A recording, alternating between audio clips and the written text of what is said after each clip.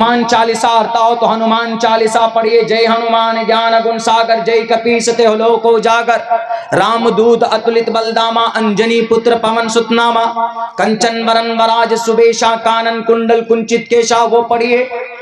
भजन कीजिए, कीर्तन कीजिए, लेकिन जुलूस निकालकर किसी को नुकसान पहुंचाना, खुसूसन मस्जिद और मदरसों को टारगेट करना बहुत बहुत गलत है। तो ये आपको ज्ञान कहां से आएगा? ये ज्ञान आपको आपके शास्त्र से आएगा। इसीलिए श्री कृष्ण जी ने कहा भी है, तस्मात् शास्त्रम परमाणम तिकार्य अकार्य व्यवस्थितो ज्ञात्वा शास्त्र विधानोक्तम कर्म कर्तुम अर्हसि।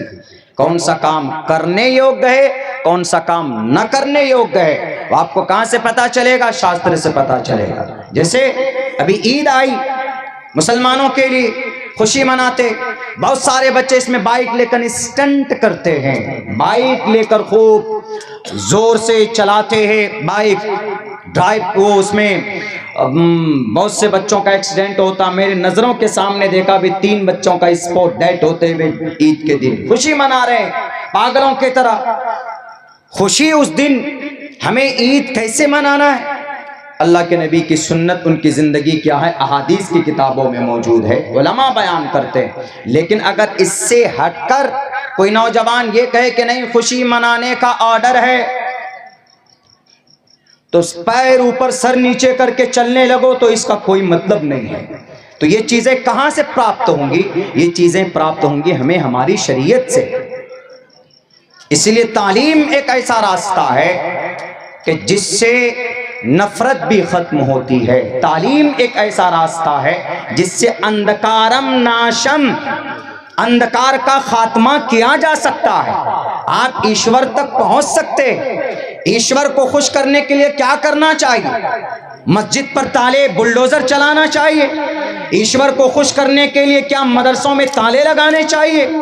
ईश्वर को खुश करने के लिए क्या मुस्लिम माइनॉरिटी की टोपी और दाढ़ी के ऊपर बात करनी चाहिए? बिल्कुल नहीं। ईश्वर को खुश करना है तो प्रश्नोत्तरी कहता है के हेतु ब्रह्म गतिस्तांति सत्संगतिर्दान विचारतोषा।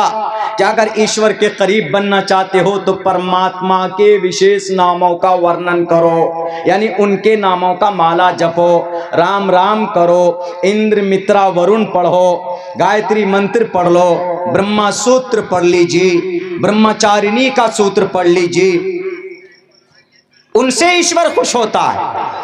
किसी को मारने या किसी मस्जिद या मदरसे की तरफ शक की निगाह उठाकर देखने से ईश्वर खुश नहीं होता। ये सारी चीजें ताल्लुक रखती हैं तालीम से, एजुकेशन से। इसलिए मैं पूरे भारत के इंसानों से कहना चाहता हूं, हम भारतवासियों से कहना चाहते हैं, सिर्फ हिंदू या मुसलमानों से नहीं, सबसे मैं कहना चाहता हूं कि अगर आपको नफरत की दीवार को तोड़कर गिराना है तो आपको तालीम के रास्ते में आना होगा।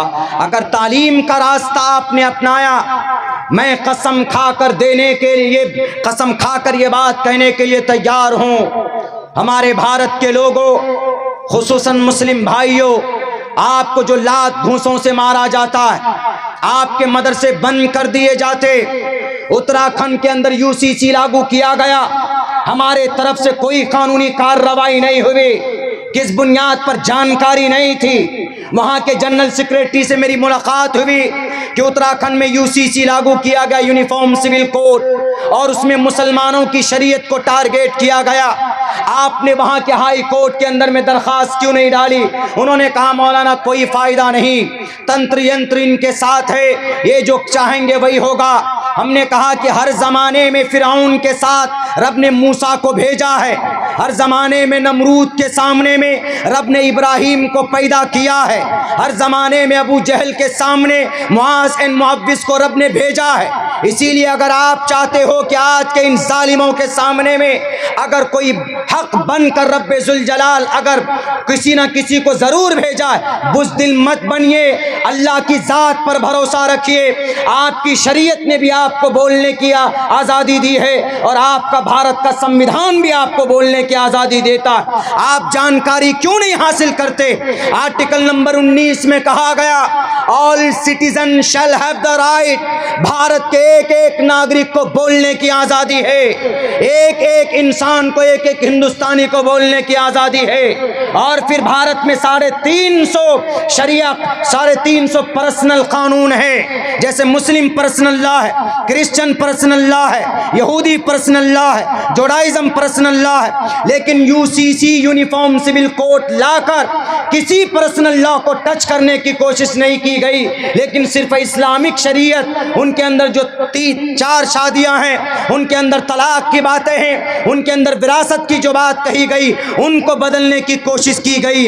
आप कानूनी लड़ाई लड़ सकते, संविधान में लिखा है आर्टिकल नंबर 25 में कि freedom of conscience and free profession and practice propagation of the religion, हम धर्म की आजादी हमें भारत का संविधान देता है। हमने कहा आप बात क्यों नहीं करते गुरु उनसे जाकर? उन्होंने कहा कि मौलाना ये सब चीजें तो हमें कानूनी दाव पेच ज़्यादा मालूम नहीं है, जाएंगे हम लोग हाई कोर्ट पहुंचेंगे, हमारी सुस्ती और हमारी इलिटरेसी की वजह से ये लोग दंदना रहे हैं, वरना हम जिस मुल्क में रहते हैं, इस मुल्क के अंदर जो कानून है, इस मुल्क का जो मजहब है वो संविधान है, और संविधान हमें बोलने, मजहब पर आज़ादी, मजहब पर अमल करने की आज़ादी देता है। हमें ज़रूरत है कि उसको नॉलेज में लाकर आगे कार्रवाई की कोशिश करें हम, लेकिन नहीं करते हम लोग। क्यों? नॉलेज नहीं। अरे जो रुस्वा कौम है, जलील कौम है, वो ताकतवर हो गई। 2000 साल तक जब यहूदी गुलामी कर रहे थे तो उनका एक बहुत बड़ा गुरु, उनका एक प्राइम मिनिस्टर वो आकर कहता है कि कब तक लुटे और पिटते रहोगे, कुछ करो। दुनिया के अंदर ऐसे कब तक कीड़े मकोड़ों की जिंदगी गुजारोगे? तो यहूदियों का वो सरदार सबसे कहता है, तो सारे यहूदी एक जगह बैठते हैं कि सर क्या करें, किसको रोल मॉडल बनाएं, हमारे पास कोई रास्ता नहीं है। उन्होंने कहा कि रास्ता है। कहा कैसे? कहा रास्ता है, तुम पढ़ो, मैं तुम्हें ग्रंथ ला करके देता हूँ। वो प्राइम मिनिस्टर, उनका मुखिया एक ग्रंथ ला कर देता है, एक शास्त्र ला कर देता है, एक फाइनल संविधान ला कर देता है। वो कौन सा है संविधान? वो कौन सी किताब पता है? यहूदियों के पास जब वो किताब खोली गई तो वो किताब कुरान करीम। अब पता है क्या कहा उन्होंने? उन्होंने कहा कि अरे जिस नबी ने 23 साल में सारी बुराइयां मौजूद थी, 23 साल में ऐसा माहौल बना दिया उन्होंने कि 1 लाख तकरीबन 25,000 यानी 1.25 लाख ऐसे सहाबा किराम को उन्होंने तैयार किया कि हर आन अपनी जान कुर्बान करने के लिए तैयार रहा करते थे। तो आखिर कौन सा मूल मंत्र है वो मोहम्मद का? हम क्यों नहीं कर सकते उस पर अमल? उन्होंने कहा कि ढूंढो, तहकीक करो। जब तहकीक की गई तो यहूदी ने पेश किया, उन्होंने कहा कि from the sky to the earth, ज़मीन पर सबसे पहला जो पैगाम रब का है वो यह है, इक़रा बिस्मि रब्बिकल लज़ी खलक़। तो ये यहूदी जो थे तो उन्होंने फौरन रिजल्ट निकाल लिया कि इक़रा what is mean, does mean, what is the meaning of Iqra?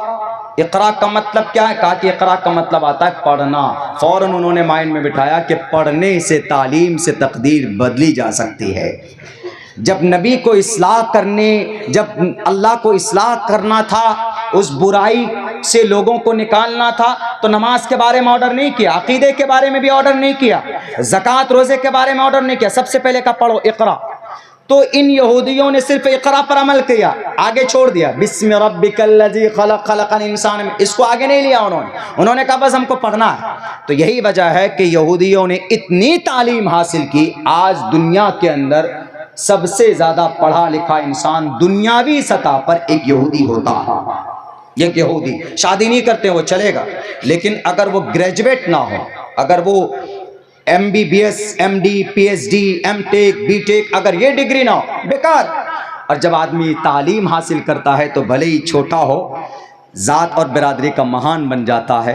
पता है डॉक्टर भीमराव अंबेडकर का वाकया मालूम है ना? जब इस देश को एक कानून संविधान बनाने की ज़रूरत थी तो पंडित जवाहरलाल नेहरू कहाँ पहुँचे? लंदन पहुँचे और वहाँ पर जाकर कहा वहाँ के चांसलर से कि I need a person, I need a knowledgeful person, कि सर मुझे एक ऐसा आदमी दीजिए, हमारे देश को संविधान लिखना है, कानून लिखना है। उन्होंने कहा कि doctor Pandit Jawaharlal Nehru, why did you come here from the India? क्यों आए तुम इंडिया से? तुम्हारे भारत में एक महान इंसान है, बहुत ज्यादा तालीम। डॉक्टर पंडित जी ने कहा कि कितनी तालीम होगी?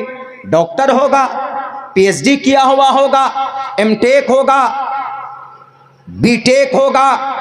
उन्होंने कहा कि नहीं, 2-3 डिग्री नहीं है उस बंदे के पास, 1 नहीं, 2 नहीं, 3 नहीं, 4 नहीं, 5 नहीं। पंडित जवाहरलाल नेहरू वो आदमी 12 डिग्रियों का मालिक है, 12 डिग्री उसके पास है। जाओ का नाम क्या? डॉक्टर भीमराव अंबेडकर। डॉक्टर भीमराव अंबेडकर के पास आए, भारत को संविधान, खूबसूरत संविधान लिख करके दिया। ब्रह्मनिज्म के अकीदे के एतबार से जाइए तो वो नापाक है, शूद्र है। शूद्रो ब्रह्मणतामिति ब्रह्मणश्चैति शूद्रताम क्षेत्र याति वित्रत्वं विघाद्वीच्यम तथे चचा से एकैवात्रपति परजानाम कथम पुनर्जत कीर्त परभेद। एक लंबा मंत्र है जिसके अंदर कहा गया है कि पैदाइशी एतबार से कोई नापाक नहीं होता है, बल्कि उनका काम, उनका कार्य पाक या नापाक होता है।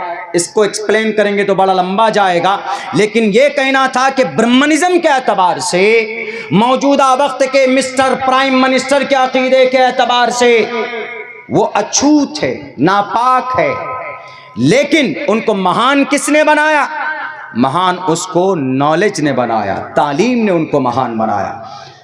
तो इसीलिए यहूदियों ने कहा कि उठाओ कुरान, जिंदगी के अंदर तब्दीली करनी है तो कुरान को देखो। वो कुरान उठाते गए, पढ़ते गए, इक़रा पढ़ते गए, मेहनत की तालीम के ऊपर। आज पिछले 75 साल के अंदर अगर दुनिया पर किसी कौम की हुकूमत है तो जुडाइज़म की, यहूदियों की हुकूमत है। हम और आप उनके गुलाम हैं। आपके पास मोबाइल है, आईफोन है, मोटोरोला है, नोकिया है, सैमसंग है, मेड इन यहूदी।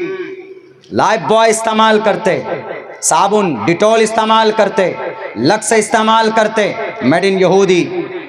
सर्फ एक्सल सरफ यूज करते, एरियल यूज करते, टाइड यूज करते, मेड इन यहूदी। हर घर के अंदर टूथपेस्ट में कॉलगेट इस्तेमाल करते, ओरल बी ब्रश इस्तेमाल करते, मेड इन यहूदी। कलर में गार्नियर कलर इस्तेमाल करते, लॉरेल कलर इस्तेमाल करते, मेड इन यहूदी। लिप बाम इस्तेमाल करती हैं समाज की माएँ बहनें, फेयर लवली इस्तेमाल करती हैं, मेड इन यहूदी। हेड एंड शोल्डर शैम्पू में आला quality, Dove shampoo, Head and Shoulder, Pantene, made in यहूदी। स्प्राइट पीते, थम्स अप पीते, कोका कोला पीते, 7 अप पीते, मिरिंडा पीते, मेड इन यहूदी। अब बताइए क्या कहेंगे आप जनाब? 780 प्रोडक्ट बनाया यहूदियों ने, 320 प्रोडक्ट भारत के अंदर उनका भेजा जाता है। पिज्जा, बर्गर, मेड इन यहूदी। बताइए, 2000 साल तक गुलामी करने वाली कौम आज दुनिया के अंदर बादशाह बनकर बैठी। दुनियावी सतह पर वो कामयाब हो गए, दुनियावी तालीम को अपनाकर। आपके पास तो जिस कुरान से उन्होंने प्रेरणा लिया है, वह कुरान तो आपका धार्मिक, आपकी मजहबी किताब है, आप उस पर अकीदा रखते हैं। हम मुसलमान क्यों कुरान से दूर हो गए? क्या वजह है? सिर्फ 1.5 करोड़ यहूदी है पूरी दुनिया के अंदर। कितने? 1.5 करोड़। और मुसलमान कितने पूरी दुनिया में? 1.5 अरब मुसलमान है पूरी दुनिया के अंदर। 1.5 अरब, ज्यादा ही होंगे, कम से कम मिनिमम मैक्सिमम 2 अरब, 1 अरब 98 करोड़ हो सकते हैं पूरी दुनिया में। सबसे ज्यादा दौलत कहाँ? सबसे ज्यादा दौलत जजीरतुल अरब में, सबसे ज्यादा दौलत के अंबार यूएई अरब अमीरात में। लेकिन अरब अमीरात का शेख गुलाम बना बैठा भारत के मिस्टर प्राइम मिनिस्टर का। 3200 लोगों का कातिल, जिनके लाशों के ऊपर कुर्सी डालकर बैठा हुआ है। 770 करोड़ रुपए के अंदर यूनाइटेड अरब अमीरात के अंदर भव्य मंदिर का निर्माण करने वाला वो जजीरतुल अरब, आप कहेंगे कि मौलाना हम आलमी सतह के मुसलमानों का अमल भी गंदा हो चुका, हमें कुरान से हमने रिश्ता तोड़ा, शरीयत से हमने अपना रिश्ता तोड़ा है, जिसकी वजह से अल्लाह ने इन जालिमों को मुसल्लत किया। याद रखिए, वो तो सिर्फ 5000 हमास के हाफिज कुरान है जिनकी बदौलत अल्लाह ने इसराइल को घुटने पर लाकर खड़ा किया। कुरान की ताकत के बदौलत अल्लाह तबारक व तआला ने इसराइल को उनके औकात याद दिला दी। इसराइल कौन है? यहूदी। दुनिया की सबसे मजबूत डिफेंस सिस्टम इसराइल के पास, आयरन डोम इसराइल के पास है। यानी अगर कोई टारगेटेड मिसाइल छोड़ता है तो उस टारगेटेड मिसाइल को आसमान में नष्ट करने की सलाहियत इसराइल के अंदर है, अमेरिका में भी नहीं। लेकिन उनके इस आयरन डोम को भी अगर किसी ने नाकाम किया है तो वो 3000 हाफिज कुरान है गजा पट्टी में, जो हमास की गिरोह के अंदर है। आज भी कुरान में वो ताकत है, आज भी कुरान में वो ताकत है। कुरान से जुड़ो तो सही, कुरान की तिलावत तो करो तो सही। मेरे नौजवानों, आपकी जिंदगी APL BPL देखने के अंदर नहीं है, आपकी जिंदगी सलमान खान के कमर के लचक में नहीं है, आपकी जिंदगी आमिर खान की खूबसूरती में नहीं। आपका रोल मॉडल हजरत अली, आपका रोल मॉडल अबू बकर सिद्दीक है, आपका रोल मॉडल इमाम मालिक है, आपका रोल मॉडल उस्मान ज़ुन्नूरैन है। ये बुढ़ापे की उम्र में नहीं आए थे। हजरत अली को देखो तो 12 साल की उम्र में इस्लाम का झंडा थाम लिया था। हजरत उस्मान को देखो 20 साल की उम्र में नबी के पास आ गए थे। हजरत अबू बकर सिद्दीक को देखो 35 साल की भरी जवानी में नबी के पास आ गए थे। हजरत अब्दुल्ला इब्न अब्बास, तमाम मुफस्सिरीन का कलम अगर कहीं पर रुकता है, किसी इख्तिलाफी रिवायत अगर आ जाए, अगर इमाम अब्दुल्ला इब्न अब्बास की रिवायत आ जाए तो सारे इख्तिलाफात दूर हो जाते हैं। तफसीर का इमाम अब्दुल्ला इब्न अब्बास, उनकी उम्र कितनी थी? 15-16 साल की उम्र में तफसीर के इमाम बन गए थे। हजरत इमाम मालिक को देखो 17 साल की उम्र में मदीनतुल मुनव्वरा के चीफ जस्टिस बन गए थे। इस उम्मत के फिरौन, इस उम्मत का फिरौन अबू जहल का खात्मा अगर किसी ने किया है तो 13 साल 14 साल का दोनों जवान बच्चा मुआज़ इब्न मुअव्विज़। आज हमारा बच्चा हाथों में मोबाइल लेकर के परेशान हो जाता। हमारे बच्चे कुछ नहीं बनाते, सिर्फ फेसबुक और सोशल मीडिया के अंदर में आईडी बनाते। नारे तकबीर, नारे तकबीर, उलमाए कराम, उलमाए देवबंद, या हज़रत मौलाना अब्दुल्ला सालिम चतुर्वेदी, इनके खिलाफ हिंदुस्तान। मेरे भाइयों, मेरे साथियों, आज जो हमारे मदारिस, मसाजिद, हमारे शरीयत को बदलने की जो बातें हो रही है, इसमें मेन जिम्मेदार हम मुसलमानों का अमल बद है, बुरे आमाल है। इतने गुनाह बढ़ गए। हमारी एक मस्जिद शहीद की गई इस देश में। आप क्या समझते हैं कि ये मस्जिद, सुप्रीम कोर्ट का ऑर्डर बाद में आया, अंदर खाने में बैठ करके डीलिंग हुई है बाज़ाब्ता। मस्जिद अक्सा 1967 से यहूदियों के कब्जे में।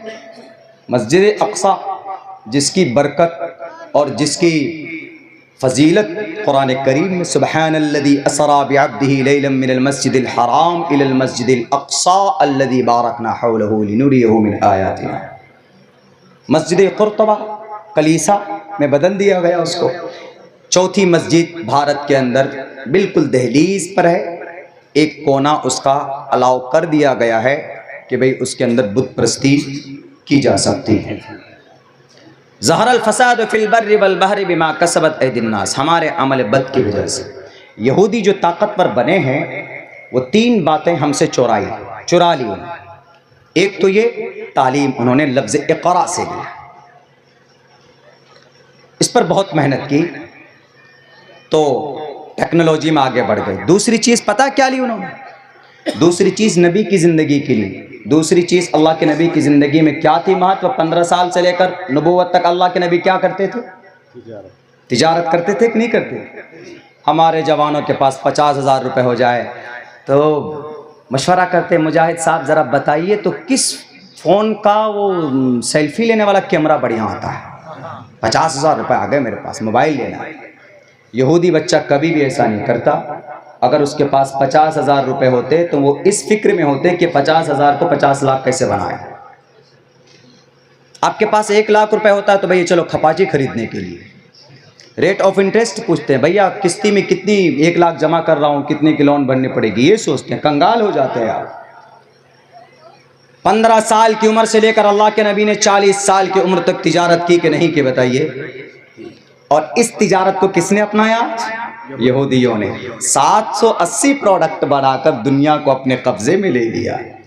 देख लीजिए, सारी चीजें हमारी है, कॉपी कौन कर रहा है? यहूदी कर रहा है। मुफ्ती सईद अहमद साहब पालनपुरी रहमतुल्लाह अलैह मेरे शेख मोहतरम, और यहाँ पर बहुत सारे उलमा के शेख होंगे जिन्होंने बुखारी उनसे पढ़ी, बुखारी से पहले तिरमिजी उनसे पढ़ी होगी। वो फरमाते थे कि अगर कोई काफिर या मुशरिक किसी सुन्नत पर अमल करता है दुनिया में, तो उसको दुनिया में उस पर अमल करने की वजह से उसको उसका रिजल्ट अल्लाह ज़रूर उसको देता है।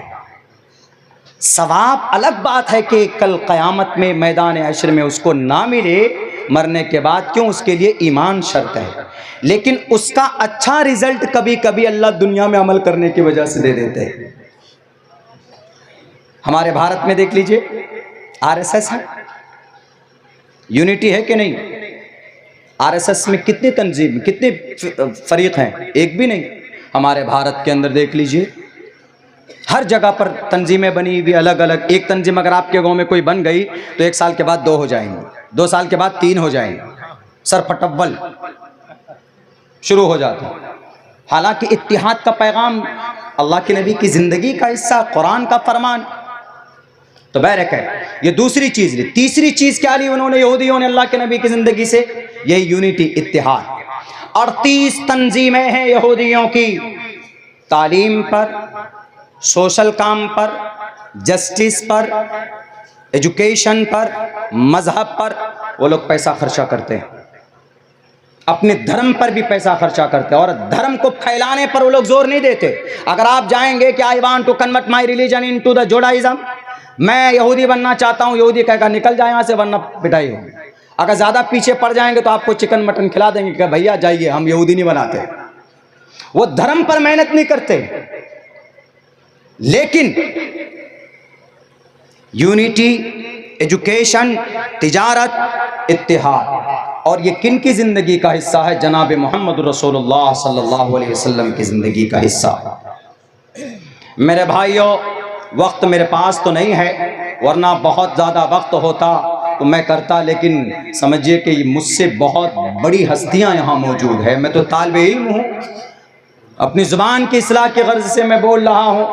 यहाँ तो अकाबिरीन बैठे हुए हैं, गोया इनके सामने मेरा कुछ बोलना, सूरज के सामने चिराग को आगे करना, उनको दिखाना है, लेकिन फिर भी कुछ बोल दे रहा हूँ। आखिर के अंदर एक बात बताने की कोशिश कर रहा हूँ। हम और आप दुआ कीजिए और अपने अमल को सुधारिए। अल्लाह तबारक व ताला दुआ और अमल के ज़रिए से ही, अमल के ज़रिए अमल मजबूत कीजिए और निडर बनकर मैदान में निकल जाइए। इंशाअल्लाह तबारक व ताला अल्लाह आपकी मदद करे। और किसी पर एतमाद मत करिए कि नहीं ये जजीरतुल अरब वाले आ जाएंगे, तुर्की आ जाएगा, ये ईरान फ्रांस के लोग आएंगे। सबसे ज़्यादा यहूदी और डिसबिलीवर पैगन से हाथ मिलाने वाले यही जजीरतुल अरब वाले हैं। जजीरतुल अरब में 10 मुल्क है, बहरैन है, ओमान है, कतर है, यूनाइटेड अरब अमीरात। यूनाइटेड अरब अमीरात ने पता क्या दावा किया? अगर पूरी दुनिया को 10 दिन तक बिठाकर मुझे खिलाना पड़े, मैं खिलाने के लिए तैयार हूं। मेरे पास इतनी दौलत है। दौलत कौन सी है? पेट्रोल, डीजल, सोना, चांदी, सीएनजी गैस, मट्टी का तेल, ये सारी चीजें जमीन से निकलती है। कहां पर? जजीरतुल अरब में। अमेरिका के पास इतनी दौलत नहीं, इसराइल के पास इतनी दौलत नहीं जितनी जजीरतुल अरब के पास है। अल्लाह के नबी के सदक़े में इनको इतना मालदार बनाया। लेकिन सबसे ज़्यादा आराम परस्त अगर कोई है तो इन जजीरतुल अरब के बाज़ वो बादशाह है जिनके वो कारनामे हैं कि जिनको कभी भी भुलाया नहीं जा सकता। इनसे रब कल क़यामत में पूछेगा, सवाल करेगा। आपको यकीन नहीं होगा बिना प्रूफ के, मेरी बात आदत नहीं है कुछ बात कहने की। यूनाइटेड अरब अमीरात का सदर बादशाह मोहम्मद बिन ज़ैद अल नहयानी, यूनाइटेड अरब अमीरात जिसमें शहर दुबई है, दुनिया का सबसे स्काई स्कीपर का शहर जिसको कहा जाता है, मतलब आसमान को छूने वाली बिल्डिंग बनाने वाला कोई मुल्क है तो उसको यूनाइटेड अरब अमीरात कहते हैं। उससे ज्यादा ऊंची बिल्डिंगें किसी ने आज तक नहीं बनाई। उसका जो शेख है और दुनिया की सबसे कीमती शहर अबू धाबी है। यूनाइटेड अरब अमीरात की राजधानी, कैपिटल ऑफ यूनाइटेड अरब अमीरात, उस राजधानी के अंदर 27 एकड़ जमीन फ्री में mister prime minister mister Modi को वहां के शेख ने, मोहम्मद बिन ज़ैद अल नहयानी ने फ्री में गिफ्ट किया, लीजिए मोदी जी। क्यों? आप कहेंगे कि यूनिवर्सिटी बनाने के लिए, मदरसा बनाने के लिए नहीं, बुत परस्ती के लिए, मंदिर बनाने के लिए सन 2018 और 19 में वह जमीन दी थी फ्री में। तब मैंने आवाज बुलंद की थी तो इस देश के हमारे अहले हदीस मकतबे फिक्र के भाई, हमारे शेर शाहवादी बिरादरी के लोगों ने कहा कि अब्दुल्ला झूठ बोलता है, इनके खिलाफ बाइकाट करो। पर्चे निकाले गए थे, आज कहाँ गए तुम्हारे पर्चे? निकालो। अगर अब्दुल्ला झूठ बोलता है तो जुबान काट दो और जाओ। 1.5 महीना पहले 770 करोड़ रुपए लगाकर उस जजीरतुल अबू धाबी के अंदर में बाज़ाब्ता मंदिर का निर्माण किया गया, उसका उद्घाटन और उसकी शुरुआत की गई। वहां पर पूजा और प्रार्थना और बुत परस्ती की शुरुआत हुई। मोहम्मद बिन ज़ैद अल नहयानी भूल गए तुम जजीरतुल अरब कौन सी जगह है जहां नबी पाक अलैहिस्सलातु वस्सलाम की कुर्बानियों की चीखें वहां पर मौजूद है, सहाबाए किराम का खून बहा है, हजरत बिलाल हबशी की चीख मौजूद है, हजरत खब्बाब बिन अरद के वो पीठ के गोश्त से टपक टपक कर जो चर्बी टपक टपक कर जो अंगारे बुझ गए, आप वो भूल गए। अल्लाह के नबी के रास्ते में कांटे बिछाए गए, सहाबाए किराम के मुकद्दस कदम पड़े हैं वहां पर। आओ जाल हक व ज़ाक़ल बातिल, अल्लाह के नबी पढ़ पढ़ कर एक एक बुत का सफाया किया था। लेकिन आज फिर आप उसी कदम पर हो, उसी बुत परस्ती को फरावानी दे रहे हो। अल्लाह कभी आपको माफ नहीं करेगा। इन्हीं अमाले बद की वजह से अल्लाह तबारक व तआला ने इन जालिमों को मुसल्लत किया है पूरी दुनिया के अंदर। इसीलिए अपने अमल को सुधारने की जरूरत है। अगर आपका अमल अच्छा होगा, जमीन पर अमल अच्छा होगा और जुबान के अंदर ताकत होगी और आपका रिश्ता अल्लाह से मजबूत होगा तो इंशाअल्लाह जमीन पर आप दुआ करेंगे, अल्लाह तबारक व तआला आसमान पर आपकी दुआ को कबूल फरमाएगा। मेरे नौजवान साथियों, खुसूसन आप लोगों से दरख्वास्त करता हूँ, मेरे पास बहुत कम वक्त है दोस्तों, मुझे 5 घंटे की जर्नी करके यहाँ से जाना और फिर मुझे ट्रेन पकड़नी है। मैं यकीनन दिल से बहुत ज़्यादा मैं दुखी हूँ कि मैं आपको मुकम्मल वक्त नहीं दे सका। हालांकि 3 महीना पहले हमसे वक्त, बल्कि 2.5-3 महीना पहले ही वक्त लिया गया था, वरना दिल साहब बैठे हैं, इनको दुनिया जानती है। हम लोग किसी मामले में अटक जाते हैं रास्ते वास्ते में तो दिल साहब से पूछे, मास्टरमाइंड है ये, अल्लाह ने बड़ी शोहरत से इनको नवाजा है। मुजाहिद हसनैन हबीबी साहब मेरे बड़े भाई, मेरी सरपरस्त समझिए कि ये लोग हैं। ये लोग जानते हैं मेरी आदत नहीं है कभी भी कि भाई मुझे पहले दे दीजिए मैं भाग जाऊंगा। मेरी आदत यह है कि अगर आप 10 लोग भी बैठे हैं, मुझे 4 बजे बिठा दीजिए तो मैं तब भी बात करता हूँ, मेरी यह आदत रहती है। लेकिन मजबूरी है, इलेक्शन शर्पर है, मैं एक सियासी जमात से जुड़ा हुआ हूँ तो उसके प्रोटोकॉल को फॉलो करना पड़ता है। मैं 6 बजे भागा हूँ दूसरी तरफ छुपा करके अपने आप को कि मैं जाता हूँ ज़रा एक जगह, वादा किया उस मजलिस में मुझे शामिल होना, मैंने वादा कर लिया था इसलिए मैं पहुँचा हूँ। नौजवानों, आप लोगों से एक ही गुजारिश है कि सोशल मीडिया की ज़िंदगी छोड़ो। जैसे हमास के नौजवान हाफिज़ कुरान बनकर, उनके हाथों में सोशल मीडिया चलाने के लिए मोबाइल के टुकड़े नहीं हैं, उनके हाथों में कुरान है। उनके हाथों में इशा की नमाज के बाद हम लोग फिल्में देखते, वो लोग इशा की नमाज के बाद तहज्जुद पढ़ते। यही वजह है, हम लोग तो सुनते थे कि सहाबाए किराम की ईमानी ताकत की वजह से अल्लाह आसमान से ज़मीन पर मदद को उतारता था। अगर आज आपको सहाबाए किराम का नमूना देखना है तो हमास के 5000 नौजवानों को जाकर देख लो, जवान है, वो जवानी भरी पड़ी है उनके अंदर में, लेकिन फिर भी देखिए रब के लिए कुर्बान हो गए, अल्लाह के लिए, तो अल्लाह तबारक व तआला उनकी मदद कर रहा है। आप अगर चाहते हैं अल्लाह आपके अंदर क़ुव्वत पैदा करे तो आपको तक़वा और अमल को सुधारना होगा। अल्लाह से दुआ करता हूँ कि अल्लाह तबारक व तआला कहने सुनने से ज़्यादा हम तमाम मुसलमानों को उस पर अमल की तौफीक दे। बहुत बहुत शुक्रिया, जज़ाकल्लाह।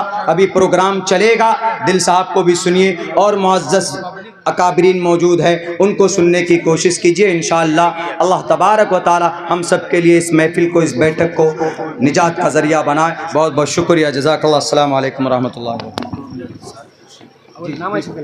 बिल्कुल बिल्कुल सब पहुंचिए। हजरत गिरामी है, अभी आप हजरत के सामने हमारे